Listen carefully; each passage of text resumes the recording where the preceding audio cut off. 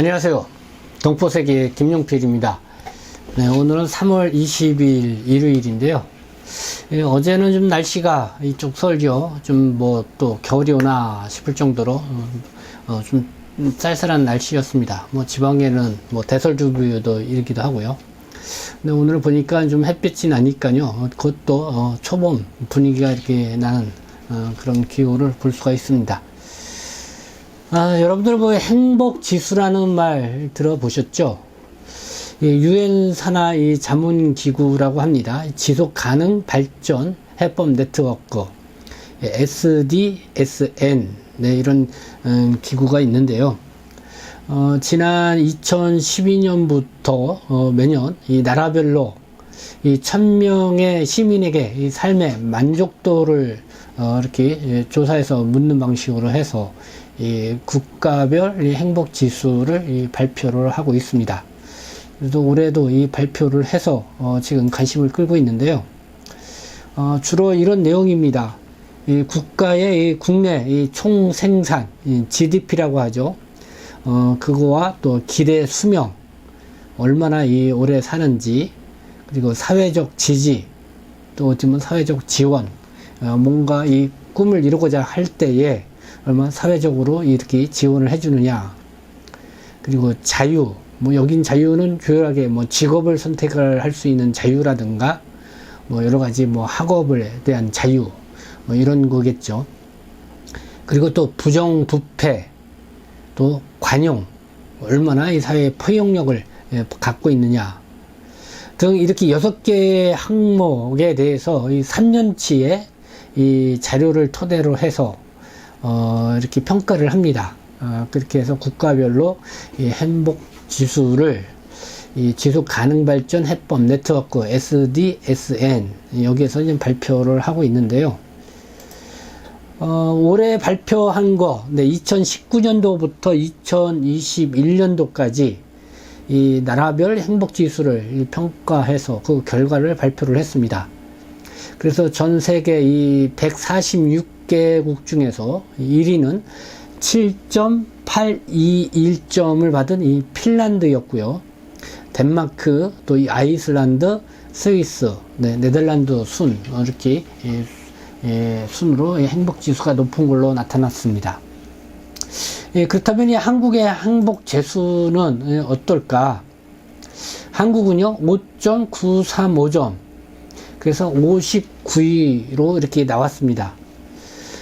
필리핀이 62고요. 태국이 61위. 그러니까 필리핀과 태국보다는 약간 높게 나왔지만은 아르헨티나가 57위, 그리스가 58위. 이 아르헨티나, 이 그리스보다는 좀 낮게 나온 것입니다. 그러니까 어떻게 보면은 필리핀, 태국, 아르헨티나, 그리스 뭐 이쪽에 서로 한국이 행복 지수가 거의 비슷하게 나왔다 이렇게 볼 수가 있을 것 같습니다. 이 북미권을 보면은요, 캐나다가 15위, 미국이 16위로 다소 상승해서 발표가 됐고요. 유럽 주요국 중에는 영국이 17위, 프랑스가 22위를 기록을 했습니다. 그리고 동아시아 지역 국가에서는 대만이요 26위로 가장 이렇게 동아시아 지역에서는 높게 나왔습니다. 그리고 일본이 54위, 중국은 72위입니다. 한국이 59위니까요. 일본은 54위로 한국보다 다소 높게 행복지수가 나왔고요. 중국은 72위니까 한국하고 비교할 때도 좀 상당히 낮게 이렇게 행복지수로 나왔다 이렇게 볼 수가 있을 것 같습니다. 러시아가 80위, 그리고 아프가니스탄이 146위로 이렇게 나왔습니다. 이렇게 뭐 행복 지수를 해마다 이렇게 발표를 하고 있습니다. 그래서 뭐 국내 언론에서도 뭐 최근에 발표가 돼서 관심 있게 보도하는 것을 볼 수가 있습니다.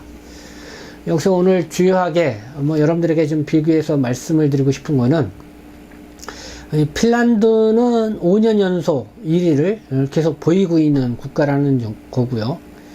한국은 최근 5년간 이 행복지수 중에서도 올해가 가장 낮게 나온 그런 해라는 것입니다. 그래서 이 핀란드 어째서 5년 계속 이렇게 행복지수 1위 국가로 나오고 있느냐, 여기에 이제 관심이 많아지는 것 같습니다. 그러니까 핀란드가 어떤 나라인지 관심이 높아지는 것 같은데요. 일단은 핀란드도 역시 1917년도 이 구소련에서 독립한 이 북유럽의 이 국가입니다. 국토 면적이 33만 8천여 평방킬로미터로 이 한국 면적의 약 한 3배 정도 크기이지만은 인구수는 552만 명. 그래서 뭐 우리 한국보다 한 9분의 1 수준에 못 미치는 그런 인구수를 갖고 있습니다. 어떻게 보면 이 면적은 뭐 한국보다는 한 3배 크지만은 인구수는 아주 9분의 1 수준밖에 안 되는 그런 작은 나라다, 이렇게 볼 수가 있습니다.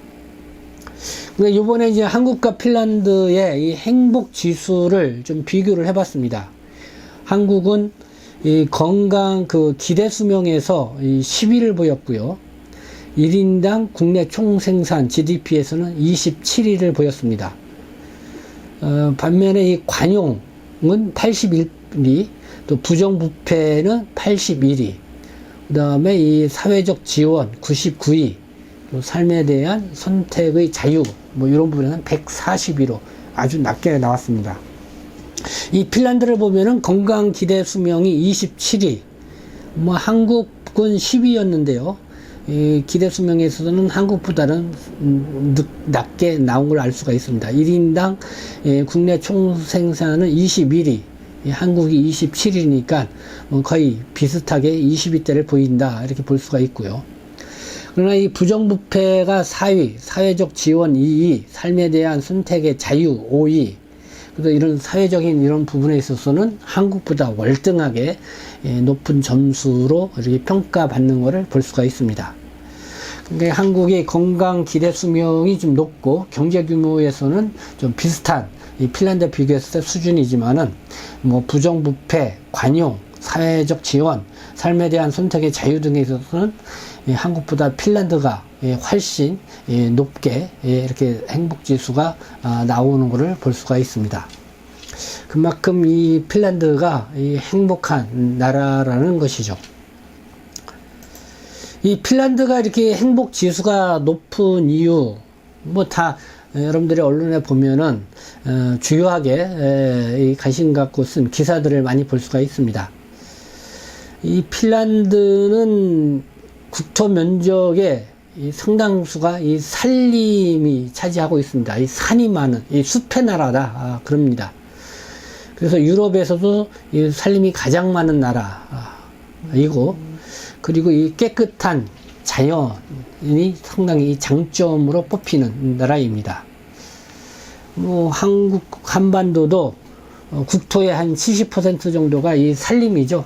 상당히 산이 많은데 이번에 강원도 이 산불 때문에 상당히 좀 안타까운 그런 상황이 있는데, 이 한국도 이 강원도에 이 국토의 70%를 차지하고 있는 이 산림을 잘 가꾸게 되면은 상당히 이 행복 지수를 끌어올릴 수 있는 어떤 근본, 어떤 근원이 좀 될 수가 있지 않나, 이렇게 생각이 듭니다. 이렇게 핀란드가 이게 산이 많고 이러다 보니까 휴식이라든가 휴양, 뭐 이런 것이 상당히 발달된 나라라는 것입니다. 그렇기 때문에 이 핀란드 사람들은 언제든지 맘만 먹으면은 이렇게 여행을 떠날 수가 있고요. 어쨌든 자연과 함께 더불어 살아가는 그런 삶을 살 수가 있다는 것입니다. 그런 부분에서 우리가 핀란드에서 좀 그런 부분에서는 우리가 좀 잘 배워서 활용할 그런 부분이 있지 않나 생각합니다. 우리가 이 한국에서 이 사우나라는 말을 많이 쓰죠. 이 사우나, 이 핀란드어라고 합니다. 우리말은 목욕이라는 뜻인데, 이렇게 이 핀란드 사람들은 이 자연과 더불어 이 사우나를 즐기는 그런 국민, 그래서 이 깨끗한 이 자연과 함께 이렇게 살아가는 그런 생활, 그래서 뭐 휴식, 취미, 뭐 이런 것들이 상당히 사회적으로 이 보장이 되어 있는 이 휴식 문화가 발전된 나라다, 이렇게 보고 있고요. 그리고 이제 복지 혜택이 가장 높고, 그리고 부정부패가 낮은 이 청렴 결백한 이 국가 행정을 하고 있다는 거. 뭐 교육 측면에 있어서 아이들한테 뭐 숙제를 강요하지 않는다고 합니다. 그렇게 하면서도 선생님에 대한 존경심과 또 여러 가지 이 교육에 있어서의 평등을 또 잘 교육하는 나라이다. 또 이런 전면적에 있어서 이 핀란드의 이 행복 지수를 높게 하는 그런 부분이라는 것입니다. 이 2019년도에 뭐 세계적으로 관심을 끌었던 게 이 34세의 아주 젊은 여성이 이 총리로 선출되는 그런 뉴스도 있었습니다. 아주 젊은 여성 총리가 30대의 여성 총리가 어떻게 보면 나라의 살림을 맡고 있는 그런 나라이다 이런 거죠. 그러면서 이 핀란드가 이 한국과 이 비슷한 점도 많이 있습니다. 일단은 뭐 한국도 산이 많은 나라다. 뭐 이런 부분에서 뭐 비슷한 면도 있겠지만은 일단은 이 핀란드 오랜 세월 동안 이 배고픔과 빈곤에 이 시달렸던 그런 시절이 있었다는 것이고요. 그리고 뭐 주변 강대국 이 틈바구니에서 많은 전쟁을 겪었던 나라다. 지금 러시아가 이 우크라이나를 침공을 하고 있죠. 이 우크라이나 역시 러시아 이 강대국 그걸 끼고 있고 그렇게 하면서 여러 가지 어려움을 많이 겪고 있는데 이 핀란드 역시 러시아하고 적해 있고 한때는 러시아에 속해 있었던 그런 나라입니다.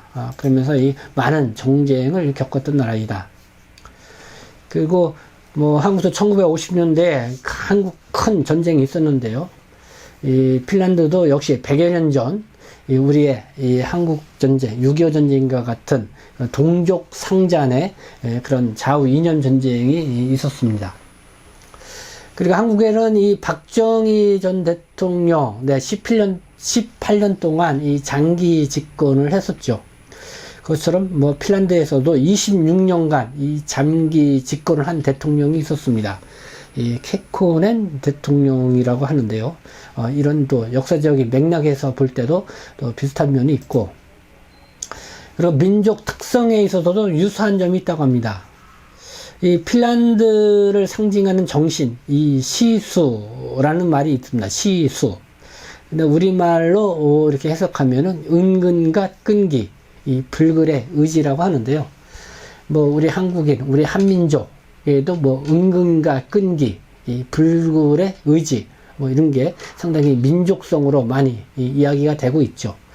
그런 민족성이 이제 핀란드 국민들에게도 있다는 것, 뭐 그런 부분에서는 유사하다고 이렇게 볼 수가 있습니다. 그리고 또 이해 집단 간에 많은 이 갈등도 있었고요. 또 국력도 자원도 또 빈곤한 나라에 속하고 있고 이 대외 환경 변화에 쉽게 흔들리는 그런 지리적 위치에 있는 국가이다. 그럼에도 불구하고 이 핀란드가 계속해서 이 모범적인 이 복지 국가로 이 평가를 받으면서 상당히 행복 지수가 1위인 국가로 이렇게 인정을 계속 받고 있다는 것. 한국하고 상당히 비슷한 점이 많이 있으면서도 이 다른 점이 바로 이 점인 것 같습니다. 그래서 왜 다른지 그 점을 좀 우리가 면밀히 보고 좀 핀란드와처럼 행복 지수도 높고 뭔가 선진국다운 이 선진국으로서 이 발전해 나가는데 뭔가 좀 이렇게 벤치메이킹 할 수 있는 그런 나라가 핀란드가 아닌가 이렇게 생각합니다. 그래서 실제적으로 이 핀란드를 많이 이 벤치메이킹해서 그 핀란드를 모델을 해서 한국이 나아갈 그런 모델을 제시하는 이런 전문가들도 많이 있습니다. 이 강춘경 박사가 이 핀란드에서 찾은 우리의 미래라는 책을 2018년도에 냈는데요. 이 핀란드는 행복지수 1위의 국가가 되기까지 그들은 사회적 약자를 위해서 또 국가 경쟁력 향상을 위해서 치열하게 이 고민하고 또 오랜 시간에 걸쳐서 이 타협하며 이 개선을 해왔다. 이렇게 이야기를 하고 있습니다. 그러니까 이 핀란드가 뭐 OECD 그러니까 경제력 쪽도 뭐 GDP가 한 1인당 한 48,000불 정도 이 한국이 한 3만 지금 한 5천 정도 되죠. 3만 4천인가요? 이 정도 1인당 이 GDP가 이렇게 되는데 이 핀란드도 한 4만 한 8천 정도 이렇게 되고 있습니다. 경제적으로 잘 사는 국가이죠. 그럼에도 불구하고 더 이렇게 행복 지수가 높게 나오는 거는 이 사회적 지원이라든가 사회적 약자에 대한 또 이 관용의 정신 이런 것들이 이 핀란드 이 국민들에게 더 많이 이렇게 사회적으로 배어 있기 때문에 이렇게 행복 지수가 높게 나온다는 것을 우리가 이번 이 행복 지수 발표를 통해서 또 핀란드를 보면서 우리가 좀 배워볼 수 있는 그런 내용이 아닌가 생각합니다. 그래서 이 한국 사회는 참 이 극복해야 할 이런 문제점들이 아주 많이 산적해 있다고 생각합니다. 뭐 한국에서 오래 생활하신 이 동포분들도 뭐 그런 부분을 충분히 또 어떻게 보면은 느끼고 또 경험도 해보리라 생각합니다. 또 이 코로나19 상황 현재 보면은 뭐 한국인들 이 불안 지수가 더 높아지고 있다는 것입니다. 그리고 우울증 환자도 이 한국 사회에 많이 늘어나고 있는데 이 우울증 환자가 특히 이 젊은 층일수록 더 많이 늘어나고 있다고 합니다. 그래서 이 자살률도 상당히 세계 1위를 달릴 정도로 많이 늘어나고 있는 이런 부분. 그리고 한국인들 스스로 행복하다고 생각하지 않는다는 것이죠. 이 아르바이트 대표 포털, 이 알바몬이 재미있는 이 설문조사를 했습니다. 최근에 이 남녀 대학생 989명을 대상으로 행복 지수와 이 스트레스 지수를 이렇게 조사를 했는데요. 이 대학생 절반 이상이 현재 자신의 삶이 행복하지 않다고 생각한다고 이렇게 응답을 하고 있다는 그런 결과입니다. 네, 뭐 한국 뭐 UN 무역개발회의 UNCTAD라고 해요. 이곳에서도 지난해 7월 달에 한국을 선진국 반열로 이렇게 분류를 했습니다. 이 UNCTAD가 설립된 게 1964년도인데요.